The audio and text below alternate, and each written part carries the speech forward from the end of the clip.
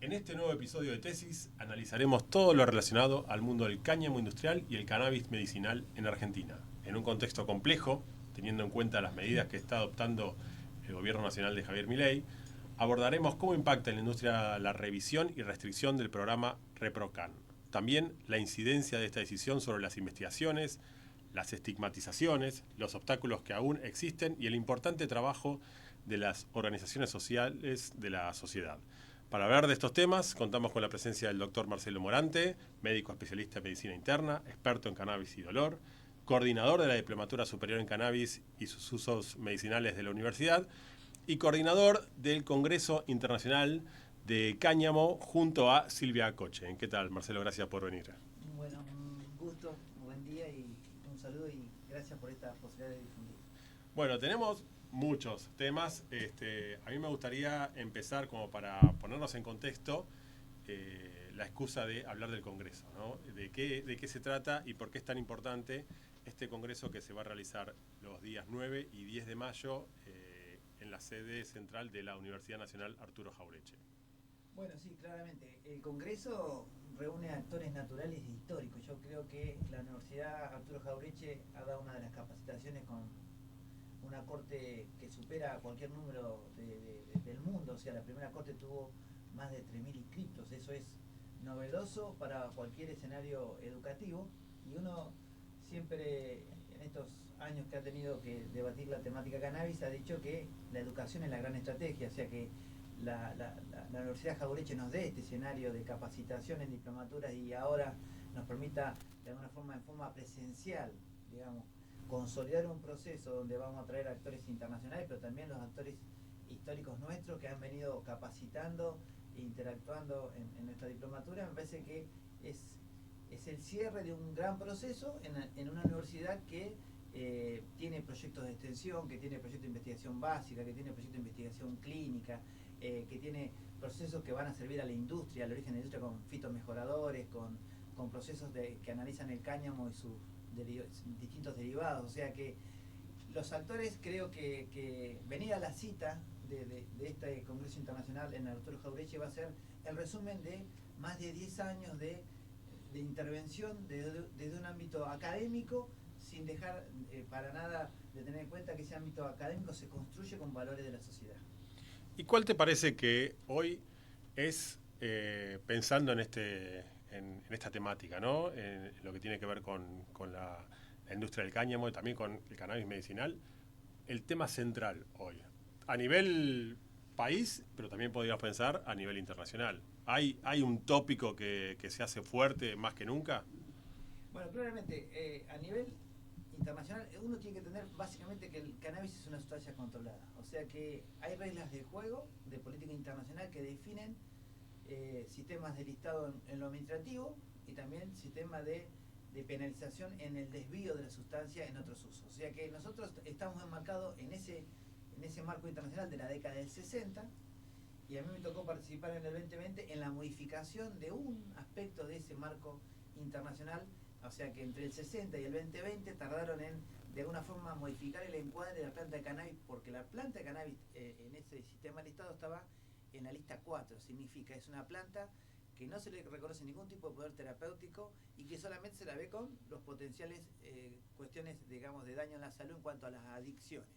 Entonces, sí, todos estos años de tratados internacionales en ese encuadre, y que ese encuadre tiene a su vez legislación propia nacional, o sea que nuestra legislación no ha modificado nada de ese encuadre. Entonces vamos a ver cómo, si uno dijera cuál es el núcleo central, es, bueno, cómo está considerada en la sociedad, cómo va modificando la sociedad la mirada respecto a la planta de cannabis, es una cuestión. Ahora, cómo los estados modifican su sistema de regulaciones para que dar respuesta a lo que la sociedad demanda. La sociedad demanda dos puntos claves: poder acceder a un producto seguro en el contexto de la salud y hacer retroceder legislación penal que está lesionando derechos individuales de autodeterminación y de consumo privado.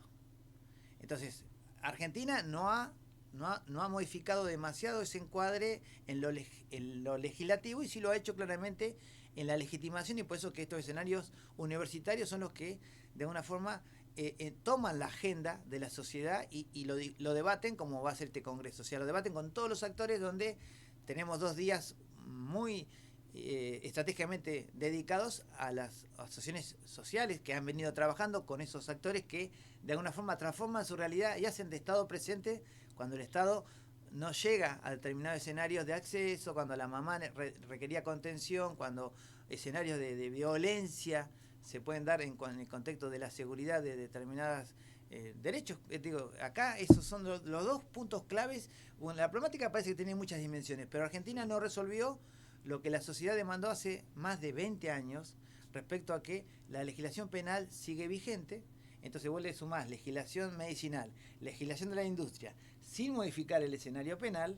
Claramente lo medicinal tiene una traba en el acceso y la industria va a tener un problema de costos.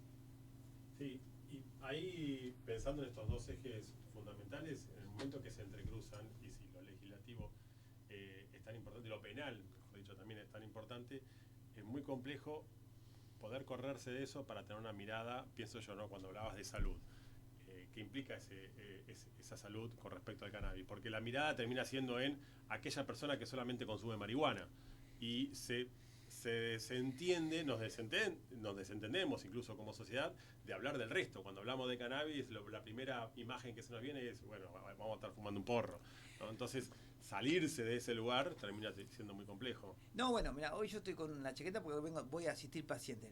El error por ahí también es pensar a la salud solamente en el contexto médico, medicalizar la salud. Uno entiende claro que si uno tiene una salud social, o sea, que excede a lo médico, una salud social que de alguna forma está lesionando derechos humanos, derecho a la privacidad y a la autodeterminación. O sea, como aquel que tiene 5 plantas en el patio de su casa por autodeterminación y por consumo propio, con una legislación penal vigente que te puede iniciar una causa penal, vos podés perder el laburo, dificultades en el tránsito, tenés lesionado un derecho humano. No, ahí no estamos hablando de un síntoma, no estamos hablando de fiebre, de una neumonía, estamos hablando que la salud se tiene que mirar como un proceso mucho más integral, y cuando habla de completo bienestar social, no tiene que tener legislaciones que atenten contra los derechos humanos. Entonces ahí es donde uno confunde medicalizar un proceso y buscar qué tan trascendente es el cannabis en la epilepsia, en el insomnio, en la ansiedad, que claramente esos son grandes usos en lo medicinal. Pero la sociedad tiene que debatir en profundidad de cómo podemos tener hoy leyes vigentes que lesionen derechos humanos. Entonces, esa es para mí el debate de fondo y quizás lo que la sociedad civil te trae a la agenda continuamente. Arrancaste la charla contándonos sobre actores, ¿no? de esta situación. ¿Cuáles son esos actores? Y los actores que hicieron el primer reclamo, digamos, el escenario fue la sociedad civil organizada, planteaba el cultivo de una planta de cannabis por consumo. Había países que habían legalizado el consumo, pero siempre estuvo de alguna forma prohibido el cultivo. Un uruguayo te contestaría, es como que te permitan tomar mate y no te dejan comprar yerba. O sea que ese fue siempre un problema, el cultivo de una planta prohibida. Y eso permitía determinadas acciones policiales, ¿no? Y causas penales. Yo he ido a declarar muchas veces en determinados escenarios, por ejemplo, de tráfico de semillas. Porque le encontraron a alguien 60 semillas. Y imagínate que te caiga una causa, si vos la trajiste de España, te trae contrabando agravado de estupefacientes. Te cae una causa de entre 5 a 15 años de prisión, porque Argentina no tenía un banco legalizado de semillas, no tenía semillas con identificadas, entonces vos podías importar una semilla para tener una planta definida. Bueno, eso, cuando yo me enfrentaba al fiscal, yo le decía, pero es un problema que Argentina no tenga el Banco Nacional de Semillas y que a su vez tenga una ley que va a ir en búsqueda de ese contrabando de semillas. O sea que tenés que armonizar la legislación, porque el consumo claramente de cannabis en el mundo, no solamente en Argentina, aumentó. En el uso medicinal, lo que aumentó fue la evidencia científica de claramente en determinados síntomas y patologías. Pero el consumo siempre estuvo en aumento, aunque no fue regulado ese escenario. Entonces, Argentina tiene un desafío en el uso medicinal, de regulación, claro, y también tiene un desafío cómo va a regular el uso adulto. Porque si no, pasa esto que menciona un poco la ministra, esto es ReproCan desbordado en cuanto a los recursos en un Ministerio de Salud, porque tenés que tener insomnio, ansiedad o bruxismo para que un médico te haga la indicación. Claramente que detrás de ese bruxismo hay seguramente un uso adulto que se ve protegido por el fin legítimo que lo ampara de la legislación penal. Entonces, Argentina, y claramente este Congreso lo que intenta es discutir todas las aristas, de discutir del uso medicinal, lo que dice el actor social, lo que dice un toxicólogo, lo que dice la industria que está comenzando, la Cámara, lo que diría una empresa que quiere hacer un desarrollo en Argentina de cannabis y las reglas del juego no están claras, lo que dice una provincia, van a venir muchos representantes de provincias que intentan definir cómo pudieron o intentan cambiar patrones de cultivo, o sea, salir del tabaco como fuente de ingresos y de laburo a meterse en la industria del cannabis. Bueno, eso claramente tiene que tener un marco regulatorio porque si vos no generás el fin legítimo, te cae la ley penal. Entonces, ese es un escenario para la provincia, para los municipios y para los actores sociales que se quieren cooperativizar y hacer una economía social y vivir de lo que les gusta, es de cultivar cannabis para aquellos que consumen o aquellos que tuvieran una demanda medicinal. O sea que ese escenario que es tan claro desde el punto de vista que hoy lo podemos discutir con mucha naturaleza, requiere un marco regulatorio. Argentina no ha avanzado mucho en el marco regulatorio, el uso medicinal plantea mucho de la investigación en el Ministerio de Salud de la Nación, y el Ministerio de Economía toma ahora la agencia, el ARICAME, pero discute solamente el cáñamo. Sí. Entonces, ¿cuál es el choque de realidades? Es que Salud aprobó más de 56 proyectos de cannabis medicinal entre el 2018 y el 2022, que salió la ley de cannabis industrial. Al 2025, la agencia actual discute solamente el desarrollo de la industria en el cáñamo. ¿Y qué pasa con esos 56 proyectos que tuvieron un permiso para cultivar y que tuvieron inversores? Claramente que iba a haber una transición. Este proyecto iba a tener un uso privilegiado en esta ley nueva.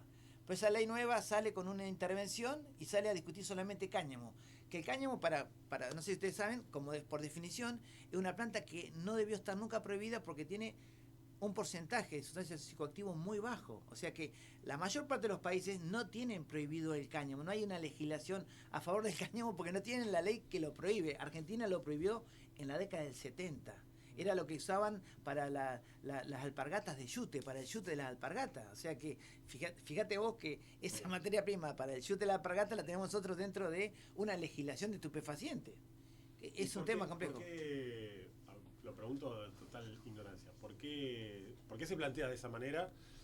¿Por qué se decidió eso? ¿Y cuál es la diferencia con el cannabis? Cuando se habla de cáñamo, cannabis... Hoy en Argentina es una definición no agronómica, sino de límite THC. Por encima o por debajo del 1% THC, por debajo es cáñamo, por encima es cannabis psicoactivo. ¿Y qué implica el THC? Y el THC significa que es la sustancia, por eso digo, hablé de sistemas de listados internacionales. El THC persiste en los listados de tratados internacionales como en la lista 1 de psicotrópicos. O sea que la planta, en el 2020, cuando yo participo de esa reunión de Viena, saca la planta de la lista 4 y le reconoce propiedades terapéuticas, a la planta en su totalidad. Pero a su compuesto más bioactivo, que es el THC, lo deja en la lista 1 de psicotrópicos. Las sustancias que estén en la lista 1 de psicotrópicos no pueden ser parte de formulaciones medicinales. O sea, si vos me sacás la planta del lugar más incómodo, pero me dejás su compuesto activo en el lugar muy incómodo, no me sacaste de la incomodidad del acceso. O sea que hoy Argentina y el mundo tienen que modificar ese sistema de listado. Entonces uno si quiere saber cómo está regulado en determinado país, cómo han avanzado, más allá de lo que dice la sociedad, uno dice, bueno, a ver, decime en qué listado está el THC. ¿Sigue en la lista 1? Sí. ¿La planta sigue en la lista 4? Bueno, no han avanzado nada en lo regulatorio porque no han modificado sistema de listado. Entonces, en ese sistema de listado, esto está totalmente penalizado o no tiene propiedades. ¿Bien? Sí. Entonces, cuando uno sale de esos sistemas de listado tan complejos, la industria tiene más chance de desarrollar hoy, por ejemplo, productos medicinales con THC. Argentina tiene los productos que tienen en el mercado, en las farmacias, que tienen buenas prácticas de cultivo, tienen buenas prácticas manufactureras, todo lo que exige la industria farmacéutica. Los dos productos que tienen son ricos en CBD, o sea, no tiene. Y el que tiene 0.3 de THC, o sea, una dosis muy bajita. El último producto que salió, o sea que no está. Yo me formé en Canadá, donde la concentración de THC y CBD en una formulación médica estaba equilibrada, 2.7 y 2.5. Y acá discutimos cannabis con 0.3% de THC. ¿Eso qué significa? Que el marco regulatorio de nuestra agencia regulatoria, que es el ANMAT, no permite que el producto finalizado tenga más de 0.3 de THC. Estas son las discusiones para lo que es la industria.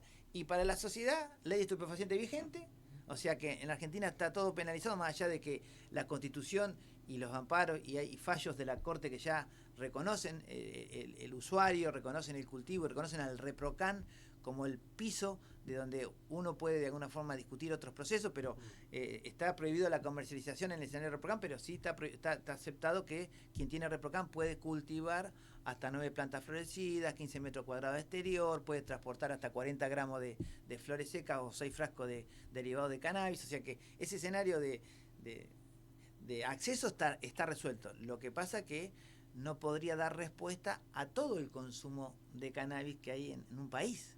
Sí. Ahora, vos decís que está resuelto, pero está resuelto hasta ahí, porque ¿qué pasa hoy con las medidas que está adoptando, por ejemplo, el gobierno nacional? Dejamos de resolverlo. Bueno, ¿Cuál es el conflicto ahí? ¿Cuál es la gran problemática? Jactar de algo, más allá de que participé junto a los actores de aquel momento en la redacción de la resolución 800, que fue la que generó ReproCan, teníamos una demora y por el cual, yo siempre digo, me puteaban porque tenía 35 días de demora. Hoy tiene más de un año de demora la emisión de certificado. Claramente que yo veía que la demanda iba creciendo y que iba a ser difícil sostener esos tiempos, 35 días, 40 días, decíamos nosotros, bueno, 35 días. Y hoy hay más de un año de demora.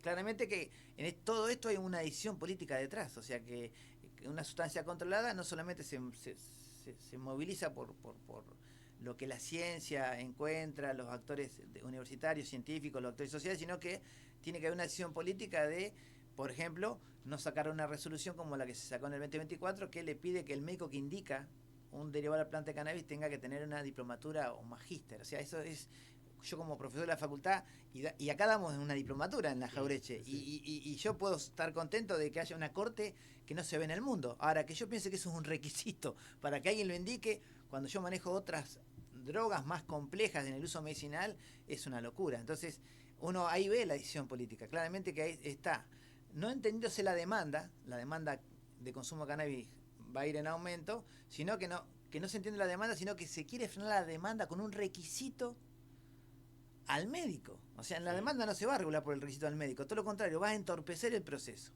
Y todos esos pacientes que están en demora van a mercado no regulado. Entonces uno se podría preguntar que esto que te dije yo, tener una legislación inadecuada no es inocuo para la salud.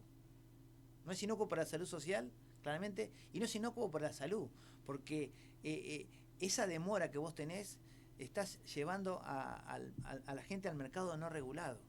Claro. Y en el mercado no regulado hay otros riesgos diferentes a los que puede tener una planta, o sea, por diversas cuestiones, por violencia, porque ese no está regulado, por ejemplo, vos no regulás, no tenés todo este mercado regulado, no regulás el uso en adolescentes. Y cuando vos regulás el uso adulto, entendés que el adolescente no puede consumir cannabis porque está en etapa de neurodesarrollo. ¿Bien? Pero claro, lo tenés que tener en el mercado regulado para poder tomar esa, o no consumir en espacios cerrados, en ámbitos laborales, o intoxicado cuando vos manejás. Bien, todo eso es un ámbito regulado. O sea, uno no habla de legalizar, sino de regular para lo que la política internacional llamó reducir daños. O sea, el consumo, si vos le das ciertas pautas, o sea, vos no negás el consumo, sino que vos decís, en determinado escenario, yo tengo menos chance de tener impacto negativo contra la salud. Y a su vez, si alguien fuera un usuario problemático, tengo el dispositivo para contenerlo, no le mando la cana, le mando el actor de salud mental para contener el escenario del que es un usuario problemático de cannabis. Sí, esas son las cosas que se piensan y cuando uno escucha a algunos funcionarios decir con cierta liviandad, no, o sea que no tener bien regulada una sustancia controlada de estas características lleva a gran parte de la población a un escenario donde va a tener un daño no solamente en los derechos individuales y humanos, sino que también se va a lesionar mucho más la salud. Vuelvo un poco al Congreso, pero para pensar en los actores que van a participar, ¿no? Porque vos, bueno, antes de la charla me planteabas que hablar de o plantearse ese Congreso desde una universidad le da un marco distinto a que si fuera desde el ámbito médico directamente o desde las organizaciones sociales, ¿no? Pero en la convocatoria es a todos esos públicos. ¿Cómo conviven entre ellos? ¿Y qué lugar ocupan hoy en día las organizaciones sociales pensando en estos marcos regulatorios que se cuestionan o están en conflicto? Bueno, totalmente, lo que decís vos, o sea, el gran desafío, los puntos de, digamos, de que la demanda ya lo teníamos claro y lo identificamos.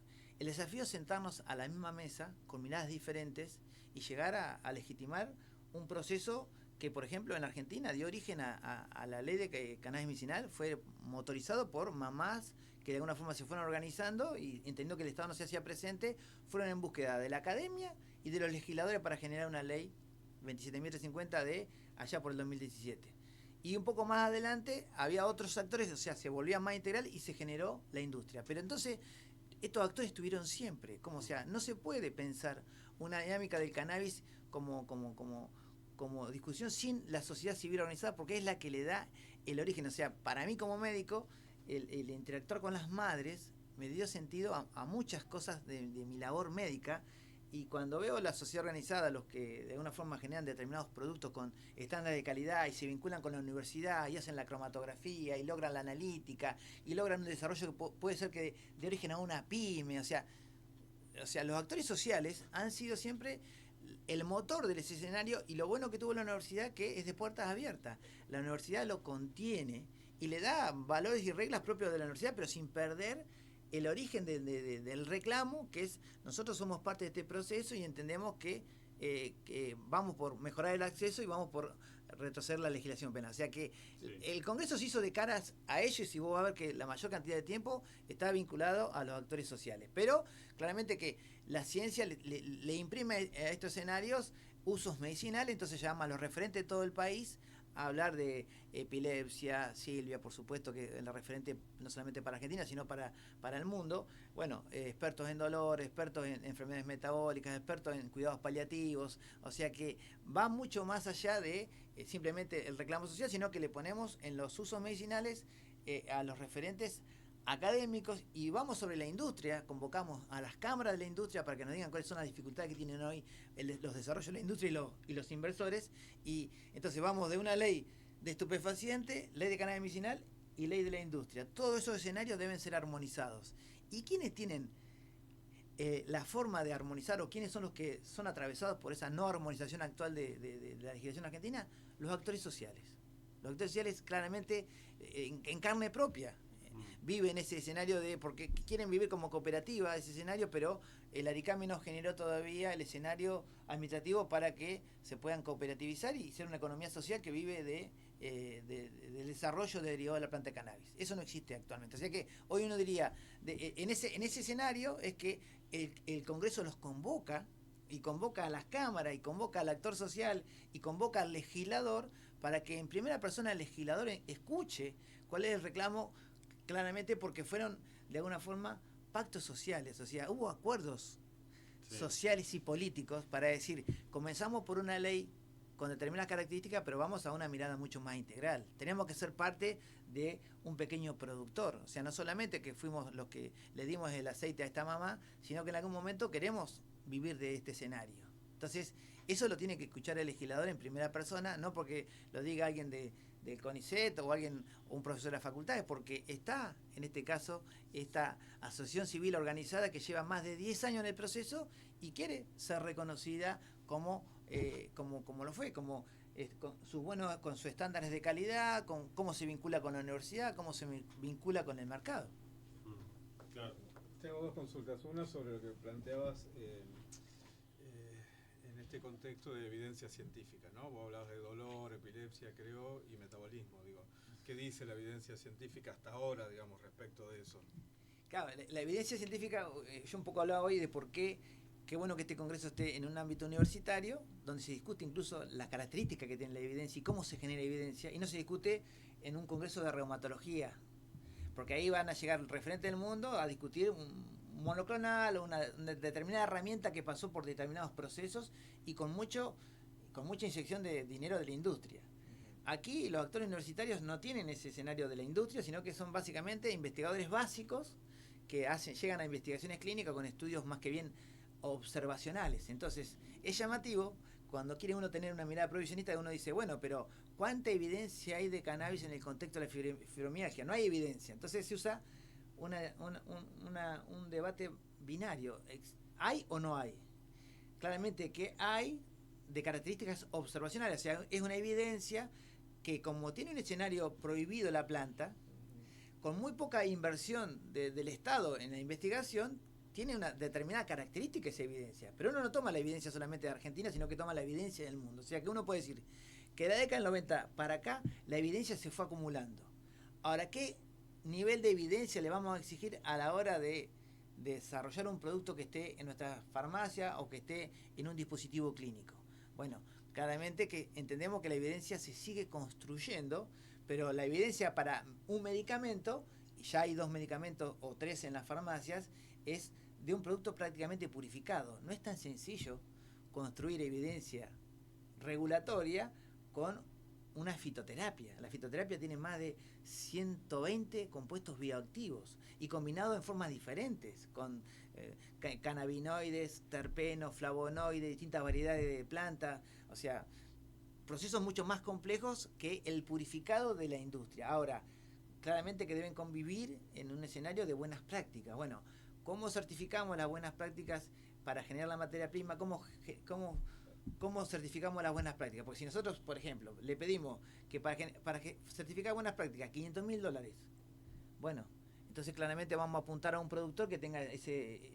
Y entonces el pequeño productor no encajaría en el escenario de buenas prácticas. Sí, claramente que tiene que haber una certificación de buenas prácticas, y en este ámbito de la universidad y en esta diplomatura se discute manuales de buenas prácticas que las mismas asociaciones civiles van llevando adelante y van mejorando con el tiempo. O sea, uno pudo ver el desarrollo de cómo se discutió en este ámbito universitario las buenas prácticas hace 5 años y cómo se discute ahora. Todo el mundo va perfeccionando y aprendiendo las buenas prácticas. Ahora, si uno va a la certificación canadiense de buenas prácticas, claramente ahí ya hay que poner una cantidad de dinero que un pequeño productor no podría tenerlo. Entonces, la discusión de una economía social discute esos escenarios, certificaciones de las prácticas de calidad. O sea que esos son los escenarios que bueno, yo estoy orgulloso de este congreso y de la diplomatura que damos. Yo creo que este escenario, sentar los actores y decir, bueno, a mí me sale este dinero sostener un cultivo con determinados escenarios de buenas prácticas, ¿cómo uno puede plantearse que esto sea gratuito?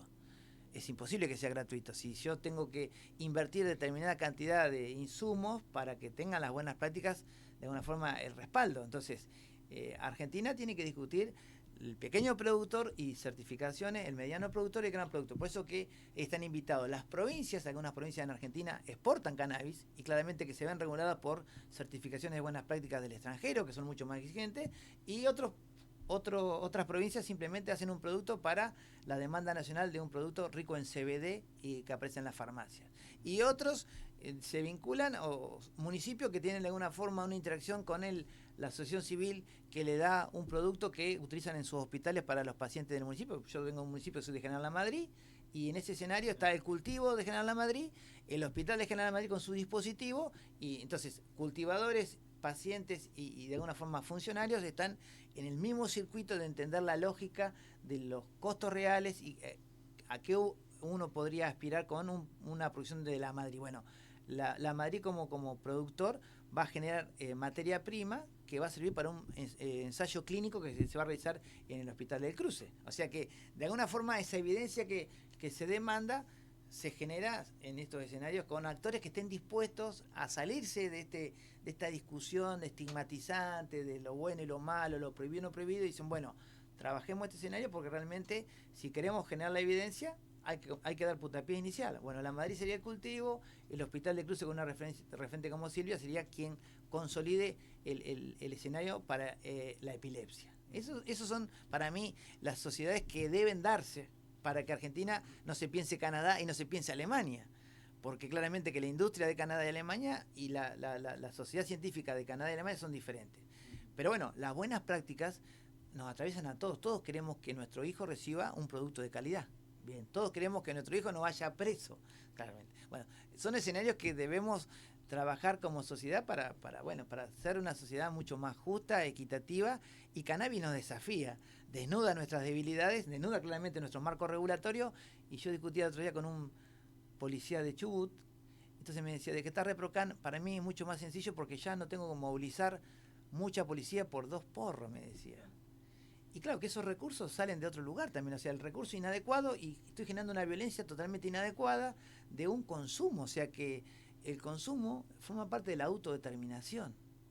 O sea, vos en este caso estás persiguiendo a alguien por consumir y no estás viendo lo que plantea el Tratado Internacional del desvío o del narcotráfico, estás penalizando un consumo que forma parte de los derechos individuales de autodeterminación. Después digo, esos escenarios, cannabis desnuda que hay muchos seguramente escenarios de derechos, y yo soy de clase 72, o sea que yo digo, la democracia me agarró con 11 años, me agarró muy idealista, y vi cómo un país crecía en derechos, y cómo uno intenta que cada vez que siga pasando el tiempo uno se vaya poniendo más viejo, con una sociedad más madura que discute y respeta los derechos de los demás. Y hay una frase que me impactó mucho, cuando de alguna forma fui con Madre a discutir en el gobierno anterior con la ministra de Seguridad, y la ministra de Seguridad escuchó muy atentamente a las madres que cultivaban, y yo le planteé la preocupación que teníamos por los escenarios que se seguían dando en Argentina, y me dijo, quédese tranquilo, que yo se los digo a la mamá y se lo digo a usted, doctor, una ministra de Seguridad está para proteger derechos. Claro, bueno, sí. ¿No? Como concepto, pero puede ser un poco idealista, pero llamativamente cuando uno escucha un discurso contrario a la policía se vincula con otro tipo de accionar. Pero básicamente la policía está para proteger mis derechos. Claramente que yo podría ser sancionado si yo tuviera algún tipo de cuestión de lesión de terceros. El derecho humano y el derecho a la salud pública es algo que siempre es por cual te penalizan. Cuando vos de alguna forma ejercés algún tipo de accionar que lesionás esos bienes que están de alguna forma resguardados. ¿Bien?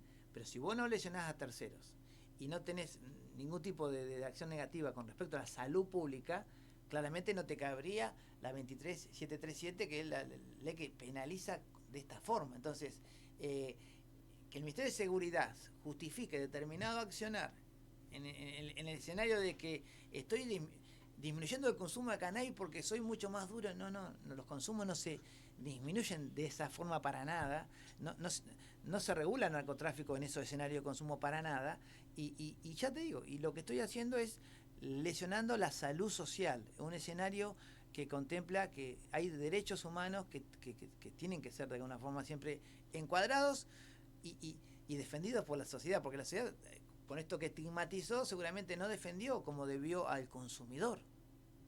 Sí. Y hoy le llama la atención que la ministra diga esto.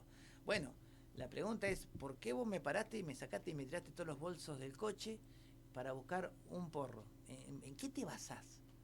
O sea, ¿vos te parece que así se combate el delito de narcotráfico? ¿Realmente pensás eso? ¿O lo tenés legitimado como una acción? Entonces, esas discusiones con el policía que estaba en el escenario, estaba Salud, y estaba el policía y estaba el de producción, yo decía, lo bueno que en esta mesa tiene que haber un acuerdo de que para que pasen cosas adecuadas en salud y en producción, seguridad es un actor clave, pero no el actor clave que define las reglas. El que quizás tenga que tener mayor capacitación dentro de la fuerza para entender lo que significa ReproCan. ReproCan es una ampliación de derecho donde se pone un fin legítimo que hace que se aleje la ley penal. Y ahora, pensando en esto, ¿no? Pensando en el ReproCan y con todo un gobierno que hoy en día tiene un discurso de odio muy grande hacia las minorías, que fomenta aún más las estigmatizaciones, ¿no te parece que bueno, que todo el mundo cannabis y todo este mundo genera o implica que haya un permanente retroceso, que le cueste mucho poder proyectar hacia una propuesta o al menos hacia un trabajo en donde las distintas partes, los distintos actores puedan convivir mejor? Yo estoy convencido que este debate tiene más de 20 años de evolución, o sea que pasaron diferentes gobiernos, y lo bueno que lo mantiene en la agenda es que el actor social está siempre activo y siempre viene a ámbitos universitarios con una forma con la solución del problema. Uno como actor social y como militante de la ciencia, uno puede ser el que tira piedra o el que lleva soluciones. Creo que lo bueno que ha tenido siempre este escenario canábico es que de alguna forma, fíjate que la ley 27350 es del 2017, otro escenario político, y se vuelve a reglamentar en el 2020, otro escenario político. Entonces, y los actores eran lo mismo. Entonces, cuando en el 2020 me pregunta la ministra de Salud, ¿cuál es la salida, Marcelo? Y yo dije, mirá, los actores naturales siguen vigentes, o sea que cambió la política, pero los actores sociales siguen en el mismo lugar de Florencio Varela con su cultivo, asistiendo a X cantidad de pacientes. O sea, lo que hay que hacer es convocarlo a la mesa, escucharlo, cuál es la problemática que tiene, y va a ver que el decreto reglamentario sale con una lógica no muy alejada, porque hay que responder, te digo yo, a estas dos preguntas iniciales. O sea, ¿cómo mejorar el acceso? En aquel momento el único producto que se importaba valía $511. O sea, imaginémonos una economía del 2020 con un padre que tenga que comprar 2 frascos de antiepiléptico que salgan $1.000, ¿no? Sí. Entonces, claramente que el escenario social lo tenía claramente identificado, y estaban los dispositivos clínicos donde el Estado no estaba. Estaba el dispositivo clínico de Florencio Varela, que asistía a X cantidad de pacientes, con un producto con las buenas prácticas que les permitía ese desarrollo, con todo un escenario prohibicionista, con riesgo de que esos fueran de alguna forma a tener algún tipo de penalidad, con la policía, y esos escenarios sobrevivieron a esas miradas. Sí. Y porque a su vez el policía seguramente tiene un niño epiléptico o un niño con autismo que se vio beneficiado y que entiende que eso nada tiene que ver con el narcotráfico. Digo esto porque la sociedad se atraviesa en su totalidad, a jueces, a policías, a fiscales y a dispositivos clínicos. Florencio Varela lo atraviesa lo mismo. O sea, una necesidad, una herramienta para el dolor, la necesitamos todos en algún momento de nuestras vidas. O sea, no es patrimonio de un político de turno. Para mí, la solución es, vuelvo a lo mismo, a que los ámbitos universitarios nos convoquen a todos, nos sentemos en la mesa y saquemos siempre un documento con una solución, una salida transitoria de este escenario, hoy que lo vemos más complejo, a este escenario y a los que vendrán. Siempre ser parte de la solución, ¿no? Sí. Salir de la mirada de que fulano, no. Entiendo cuál es la mirada de determinado funcionario, y la tenía ya en el 2016, y yo fui parte de la Comisión de Salud en el 2016, y se sentaba y decían estas cosas. Claramente que nos sobrepusimos a esa mirada y tuvimos una ley, y después tuvimos una nueva ley y que es más integral, y creo que nos debemos sobreponer en todo momento como sociedad a la dificultad que nos plantea un funcionario de turno. ¿Y las grandes farmacéuticas o de medicamentos se han interesado en este tema? ¿No les interesa? ¿Qué pasa? Porque vos planteás un escenario, digamos, que está bueno de relaciones, de sociedad, de productores, de quienes se benefician, de la economía social prácticamente. Digo, y las grandes farmacéuticas o la industria más grande, digamos. Las grandes farmacéuticas, te digo como ejemplo, en el año 2017, rápidamente, como había un escenario regulatorio mucho más permisivo o favorable en Uruguay, compraron campo en Uruguay y cultivaron cannabis en Uruguay. O sea que la industria terapéutica, los principios terapéuticos que tiene la planta de cannabis también van a ser aprovechados por las grandes farmacéuticas, porque ellos desarrollaron productos y los productos que tenemos hoy en las farmacias son de las farmacéuticas. Que el Cambis y el Combupidiol son de las farmacéuticas, y el Ratizalid CBD son de las farmacéuticas. Yo no planteo una dificultad esto no va a avanzar porque la farmacéutica también se va a beneficiar de la investigación y las propiedades terapéuticas del cannabis. Bien, ese es un escenario con determinadas características. Y después está el otro escenario, ya te digo, del pequeño productor. Pero lo que no debemos digamos, el escenario que no se visibiliza o que no se discute es el uso adulto. Que en el uso adulto no entraría la farmacéutica. En el uso adulto no entraría la farmacéutica, porque uno puede pensar esto, antes, todos hemos ido madurando el pensamiento. Esto no va a crecer nunca porque la farmacéutica se va a poner a que saque un analgésico, porque si no le vamos a comprar el analgésico a él. No, ese escenario, la farmacéutica desarrolló un producto que se usa para analgesia en base a cannabis. O sea que esa discusión tiene algo también de estigmatizante para el lado de la farmacéutica. Para mí, lo que no se visibiliza es el uso adulto. O sea, si uno pensaría, ¿el mayor mercado en el mundo es el uso medicinal o el uso adulto? La respuesta es fácil, es el uso adulto, supera el medicinal. Bien, lo que pasó es que claramente uno, para legitimar ante la sociedad, tiene que encontrar principios terapéuticos para que la sociedad deje de pensarme a mí en escenarios estigmatizantes. Pero eso es algo a debatir, de por qué vos me ves de una forma, o pensás que por qué soy a ser esquizofrénico por consumo, y no cuando me ves consumir clonazepam o cuando me ves consumir alcohol. Discusiones de sustancias que se consumen con mucha frecuencia y que claramente las podemos discutir. El mayor Digo esto porque la definición de la industria, o sea, la industria quiere salir regulando el cáñamo y claramente estaría regulando una industria muy pequeña. Aunque uno diga tiene muchos derivados del cáñamo, claramente, y el modelo francés es el que está hoy de moda en Europa, que usa muchos derivados de cáñamo porque tiene un impacto ambiental muy interesante, eso está muy claro. Pero si a mí me plantean, por lo menos en mi formación canadiense, lo que vi es que Canadá reguló en el 2001 el uso medicinal, o sea que le pasó como Argentina, uso medicinal porque un paciente fue a la corte a reclamar cannabis para una dolencia en un paciente que tenía acortada su posibilidad de vivir. Entonces el tribunal falló a favor del paciente y la pregunta que le hizo en aquel momento el tribunal es si había evidencia y si esto no estaba prohibido. La pregunta que nos seguimos haciendo, la evidencia y lo prohibido. Y el abogado del paciente contestó, yo no pregunté si estaba prohibido ni pregunté si había evidencia, dije si el Estado me va a proveer de este producto de la planta cannabis que yo voy a consumir en mi lecho doloroso. En el 2014 se desarrolla la industria, o sea, la industria se encarga, o sea, acá permite Canadá el autocultivo, hasta el 2014 se instala la industria y pensando que iban a poder con la industria, que no, ¿para qué necesita el autocultivo si ya está la industria? Y los autocultores dijeron, no, pero pará, la industria me está cobrando el cannabis $10 el gramo y yo lo puedo producir por $1 el gramo. O sea, ¿por qué tengo que comprar la industria? Permitime que yo siga autocultivando. Pues digo, pues son escenarios que se van separando. Y posteriormente en 2018 legalizó y dijo, bueno, claramente que los mercados hay que regularlos como viene identificado. Está el uso medicinal, el uso adulto y está la industria. O sea, cuando vos decís el uso adulto tiene que ver con el consumo...